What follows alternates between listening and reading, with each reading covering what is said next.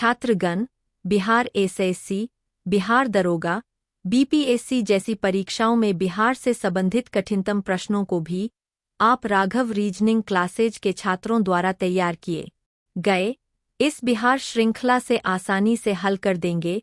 साहब, आप हमारे कुछ एपिसोड सुनकर तो देखिए, दीवाने हो जाएंगे। मैं जीतू कुमारी तमिलनाडु चेन्नई से गुरुदेव के चरणों में सादर प्रणाम करती हूँ। आज बिहार ज्ञान में मेरे साथ सुधाकर जी हाजीपुर से, दीपक जी बक्सर से, सुदर्शन जी छपरा से, अशोक जी धनबाद से, साक्षी जी वैशाली से, आर्यन जी किशनगंज से, कुणाल जी पूसा समस्तीपुर से तथा शिखा जी हाजीपुर से जुड़ी हुई है। हम लोग मिलकर आप सबका हार्दिक स्वागत करते हैं। आज मैं और मेरे ग्रुप के साथी बिहार के बारे में विस्तार से जानकारी देंगे और जानकारी देने के अंत में आप लोगों से इसी टॉपिक से रिलेटेड कुछ क्वेश्चन पूछे जाएंगे, जिसको आप सब कमेंट के माध्यम से देंगे। अब कुछ तथ्य बिहार के बारे में। प्राचीन काल से ही बिहार में विदेशी यात्रियों का आगमन होता रहा है। इन यात्रियों में कुछ राजदूत थे, कुछ विद्वान थे, कुछ भ्रमणकर्ता थे तथा कुछ व्यापारी थे। जैसे मेगास्थनीज चंद्रगुप्त मौर्य के दरबार में 315 ईस्वी में राजदूत के रूप में आया था। इसने अपने अनुभव अपनी रचना इंडिका में प्रस्तुत किया है। मेगास्थनी ने पाटलिपुत्र नगर और उसके प्रशासन की चर्चा की है। इसने पाटलिपुत्र को पालिम्ब्रोथा कहकर पुकारा है। मेगास्थनीज के अनुसार पाटलिपुत्र एशिया का सबसे बड़ा शहर था, जो 80 स्टेडिया यानी 9.1/2 मील लंबा तथा 15 स्टेडिया यानी 1.3/4 मील चौड़ा था। पाटलिपुत्र गंगा और सोन नदियों के संगम पर स्थित है। मेगास्थनीज के अनुसार यह सूसा और एक बताना के नगरों से सुंदर था। पाटलिपुत्र के सुरक्षा के लिए गहरी खाई थी और सुरक्षात्मक दीवार थी, जिसमें 64 दरवाजे और 570 मीनारें थी। इस नगर के प्रशासन की देखरेख 30 सदस्यों के एक बोर्ड द्वारा की जाती थी तथा यह 6 समितियों में विभाजित था। पहली समिति कारीगरों और शिल्पकारों की निगरानी करती थी, दूसरी विदेशियों की देखरेख, तीसरी जन्म एवं मृत्यु का पंजीकरण, चौथी वाणिज्य व्यापार, पांचवी कारीगरों द्वारा उत्पादित माल का विक्रय तथा छठी व्यापार संबंधी चुगली की असूली करती थी। इसके अतिरिक्त इस बोर्ड के सदस्य सामूहिक रूप से सार्वजनिक भवनों की देखभाल तथा नगर की साफ सफाई की देखरेख भी करती थी।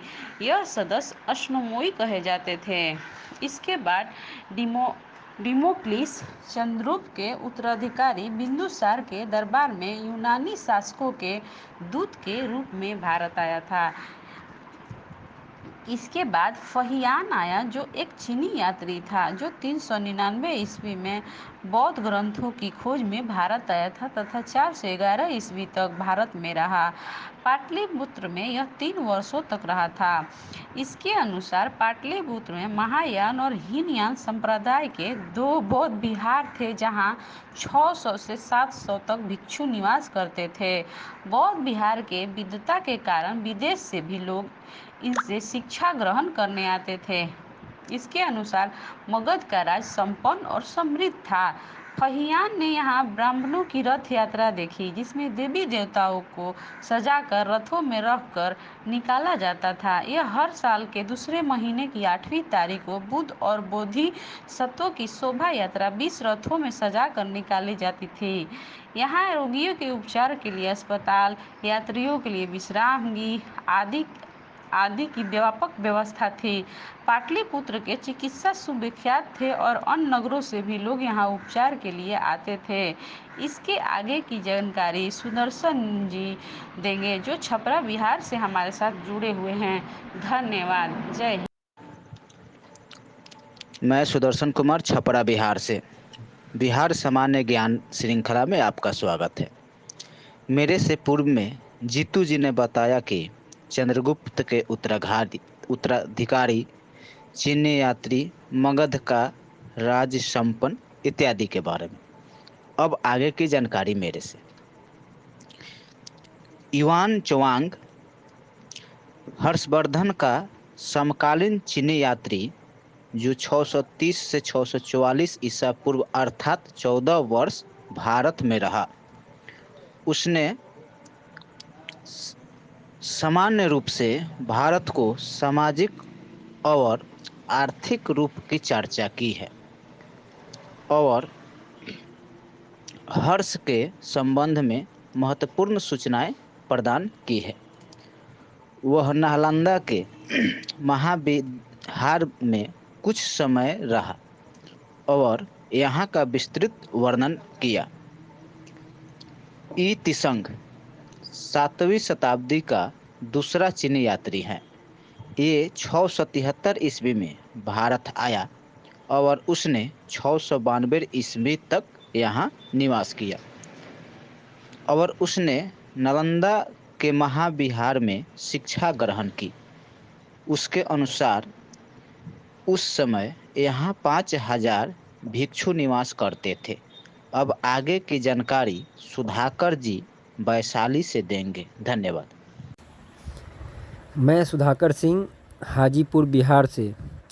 बिहार ज्ञान के इस श्रृंखला में जैसा कि सुदर्शन जी ने बताया, आगे की जानकारी मैं दूंगा। अब्दुल लतीफ़ 17वीं शताब्दी का यह ईरानी यात्री बिहार के क्षेत्र में 1600 ईस्वी के लगभग आया। उसने गंगा नदी के मार्ग से आगरा से ताजमहल तक यात्रा की। उसने चौसा, सासाराम, पटना, मुंगेर और राजमहल का विस्तार से वर्णन किया। मोहम्मद सादिक 17वीं शताब्दी में एक दूसरा ईरानी यात्री मोहम्मद सादिक भी बिहार आया। 1619 से 20 ईस्वी में उसका पिता दीवाने खालिस नियुक्ति होकर पटना आया।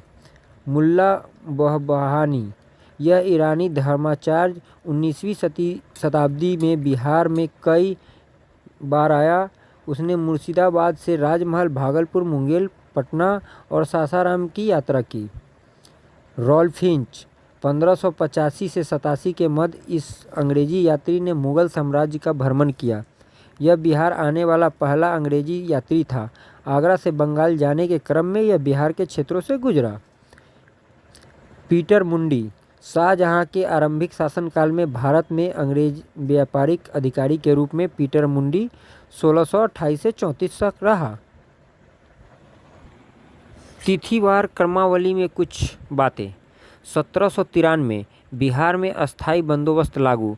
1809-10 ईरानी यात्री बहरबहानी का बिहार में निवास। 1821 में बिहार में वहाबी आंदोलन का प्रारंभ। 1831-32 में कोल विद्रोह। 1832-33 में भूमिज विद्रोह एंड 1857 में रोहिणी में सिपाहियों का विद्रोह। 1857 25 जुलाई दानापुर और आरा में विद्रोह। कुंवर सिंह का जगदीशपुर में ब्रिटिश विरोध संघर्ष। 1858 में कुंवर सिंह द्वारा ब्रिटिश जनरल ली ग्रा पराजित। 1860 में सरदारी लड़ाई। 1875 से 1900 तक बिरसा मुंडा का आंदोलन। 1894 बिहार टाइम्स का प्रकाशन। 1908 में मुजफ्फरपुर बम कांड। प्रफुल्ल चाकी एवं खुदीराम बोस के माध्यम से क्रांतिकारी राष्ट्रवाद का बिहार में प्रसार। 1911 में सम्राट जॉर्ज पंचम द्वारा दिल्ली दरबार में बिहार को पृथक प्रांत बनाने की घोषणा। 1912 22 मार्च बिहार एवं उड़ीसा के बंगाल से पृथकीकरण कर प्रस्ताव स्वीकृत। 1912 1 अप्रैल बिहार एवं उड़ीसा के नए प्रांत की स्थापना। 1912 बिहार में भारतीय राष्ट्रीय कांग्रेस का सम्मेलन बांकीपुर पटना। 1912-13 बाल्कान युद्धों के क्रम में बिहार में मुसलमानों द्वारा तुर्की के सुल्तान के प्रति समर्थन प्रदर्शित। 1913-14 ताना भगत सिंह आंदोलन का प्रारंभ। धन्यवाद। आगे की जानकारी कुणाल जी से सुनिए। अभी बिहार ज्ञान की जानकारी आप लोगों को सुधाकर जी हाजीपुर से दे रहे थे। आगे बिहार की जानकारी मैं कुणाल कुमार पूसा समस्तीपुर से देने जा रहा हूं। इसे आप लोग ध्यानपूर्वक सुने। पीटर मुंडी शाहजहां के आरंभिक शासनकाल में भारत में अंग्रेज व्यापारिक अधिकारी के रूप में पीटर मुंडी 1628 से 34 तक रहा। 1632 ईस्वी में वह पटना भी आया, जो उस समय एक महत्वपूर्ण व्यापारिक केंद्र था। उसने नगरवासियों, खासकर सामंतों के रहन सहन के बारे में लिखा है। सामंतों के मनोरंजन आदि के साधनों का भी उल्लेख उसने किया है। वह एक विशेष प्रकार की कश्तियों का उल्लेख करता है जो मयूरपंखी कहलाती थी।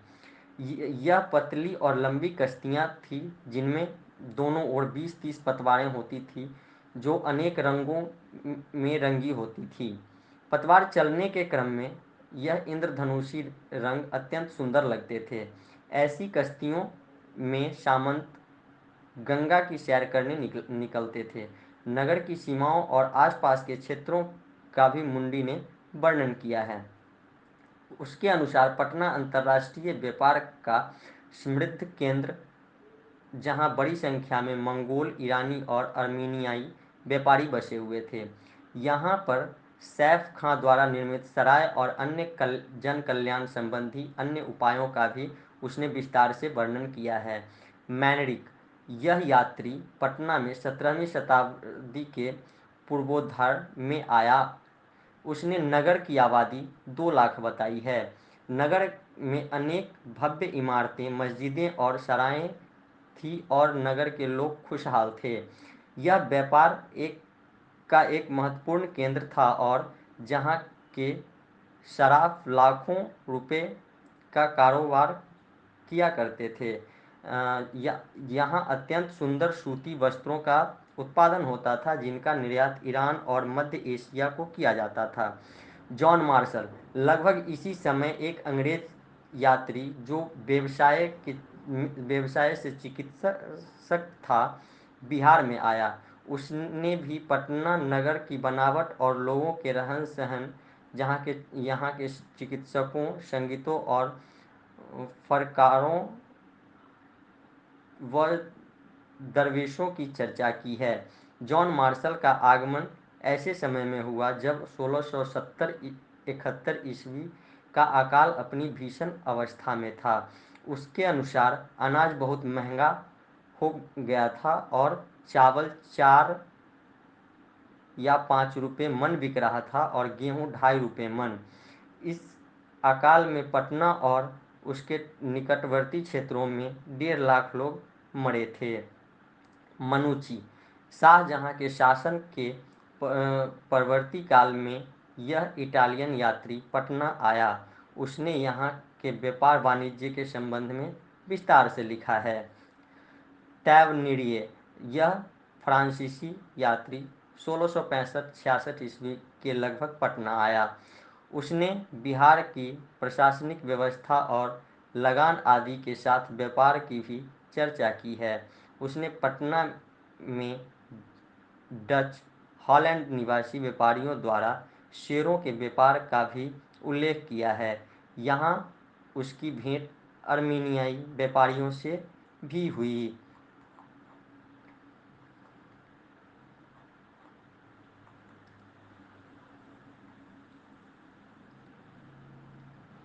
उन्नीस सौ 77 बिहार में आम चुनाव में कांग्रेस का असफलता, जन पार्टी के नेतृत्व में नई सरकार का गठन, कर्पूरी ठाकुर मुख्यमंत्री बने।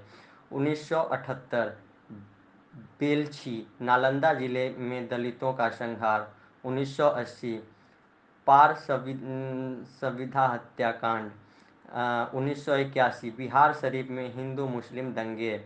1984 श्रीमती इंदिरा गांधी की हत्या के बाद सिखों विरोधी दंगे बिहार की भी प्रभावित।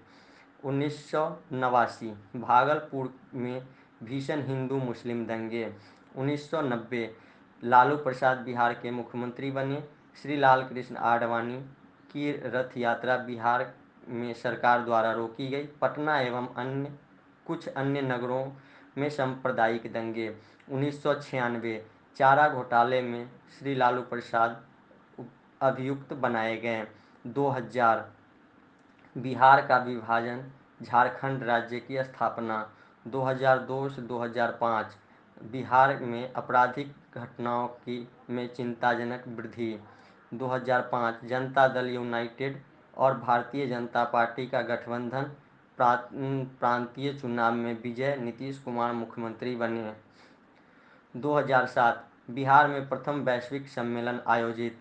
2007-08 पंजाब, महाराष्ट्र और पूर्वोत्तर राज्यों में बिहारी मजदूरों के खिलाफ हिंसात्मक कार्रवाई। 2010 प्रथम बिहार दिवस का आयोजन। 2012 बिहार शताब्दी वर्ष समारोह। 2014 लोकसभा चुनाव में श्री नरेंद्र मोदी के नेतृत्व में भारतीय जनता पार्टी को पूर्ण बहुमत प्राप्त एवं बिहार में भी 22 स्थानों पर जीत।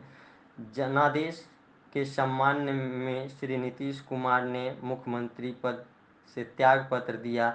श्री जीतन राम मांझी मुख्यमंत्री बने।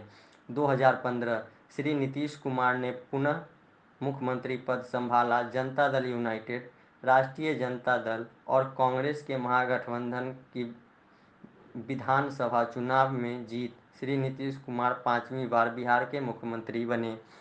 आगे बिहार की जानकारी शिखा जी हाजीपुर से आप लोगों को देंगी।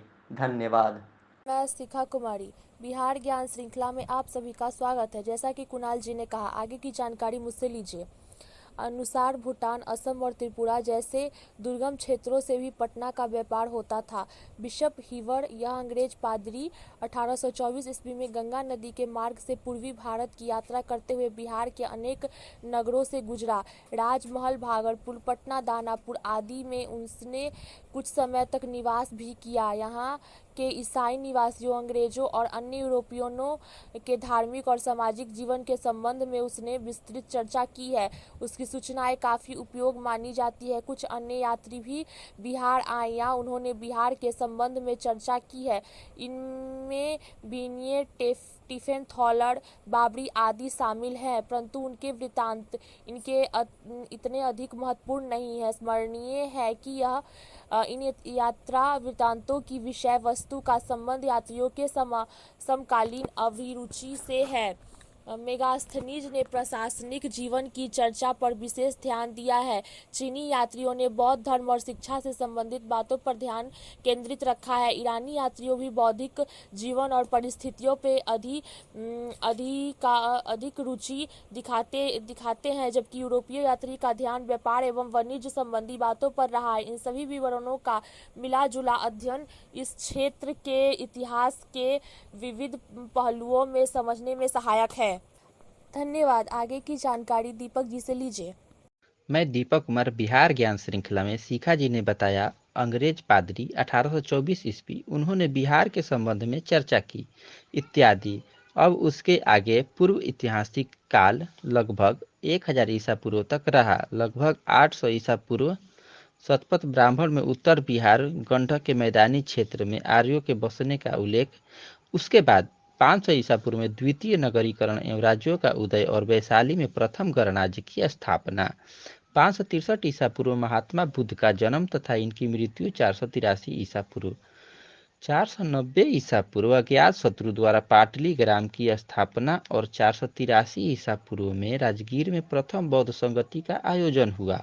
उदयन द्वारा पाटलिपुत्र राजधानी लगभग 455 ईसा पूर्व बनाया गया। 483 ईसा पूर्व वैशाली में द्वितीय बौद्ध संगति का आयोजन हुआ। 1916 ईस्वी में पटना उच्च न्यायालय की स्थापना।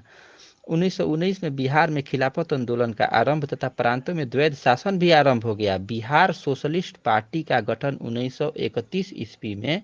इसी के साथ मैं अपने वाणी को विराम देता हूं। आगे की जानकारी अशोक जी द्वारा दी जाएगी, जो धनबाद से हैं। धन्यवाद।